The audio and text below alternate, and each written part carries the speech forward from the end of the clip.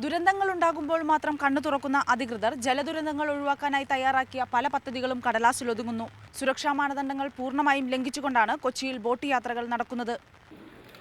3 boat ജെട്ടികളിലായി വിനോദസഞ്ചാര വകുപ്പിന്റെ ഉൾപ്പെടെ 110ഓളം ബോട്ടുകളാണ് കൊച്ചി മറൈൻ ഡ്രൈവിൽ ബോട്ടിംഗ് നടത്തുന്നത്.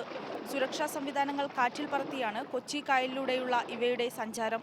വിദേശീയരും തദ്ദേശീയരുമടക്കം നിരവധി ആളുകൾ സഞ്ചരിക്കുന്ന ബോട്ടുകളിൽ വിരലിലെണ്ണാവുന്ന ലൈഫ് ജാക്കറ്റുകൾ ഉണ്ടെങ്കിലും ആരും അത് ധരിച്ചു കണ്ടില്ല. കുട്ടികളടക്കം 50ലേറെ സഞ്ചാരികൾ കയറുന്ന ബോട്ടുകളിലാകട്ടെ കാലപ്പഴക്കം ചെന്ന ലൈഫ് ജാക്കറ്റുകൾ പലതും ഉപയോഗശൂന്യമായി കഴിഞ്ഞിരിക്കുന്നു. നിയമം ലംഘിച്ച് വിനോദസഞ്ചാര ബോട്ടുകളിൽ പ്ലാസ്റ്റിക് കസേരകൾ ഉപയോഗിച്ചിരിക്കുന്നത് ദുരന്ത സാധ്യത വർദ്ധിപ്പിക്കുന്നതുമാണ്. എന്തെങ്കിലും ഒരു അപകടം സംഭവിച്ചു കഴിയുമ്പോഴാണ് യാത്രക്കാരായാലും സർക്കാരായാലും അതിനെപ്പറ്റി അന്വേഷണവും കാര്യങ്ങളും ഇതൊക്കെ വരുന്നതും ജാക്കറ്റ് ധരിക്കണമെന്നും ഒക്കെ പറയുന്നത്. കുറച്ചാളുണ്ടാവും, പിന്നെ അത് കഴിയുമ്പോൾ അതില്ലാണ്ടാവും. ടൂറിസം പ്രൊമോഷൻ കൗൺസിലിന്റെ ബോട്ടുകളിൽ എല്ലാവിധ സുരക്ഷാ സൗകര്യങ്ങളും ഉണ്ടെങ്കിലും സഞ്ചാരികൾ ഇവ പാലിക്കുന്നുണ്ടോ എന്ന് ആരും ഉറപ്പുവരുത്താറില്ല. കാലപ്പഴക്കം വന്ന ബോട്ടുകളിൽ ആളുകളെ കുത്തിനിറച്ച് സർവീസ് നടത്തുന്നതും പതിവ് കാഴ്ചയാണ്.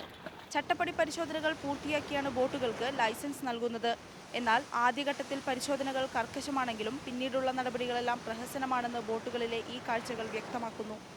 ക്യാമറാമാൻ മനോജ് PL-നൊപ്പം സന്ധ്യ ലക്ഷ്മണൻ, മീഡിയ 1 കൊച്ചി.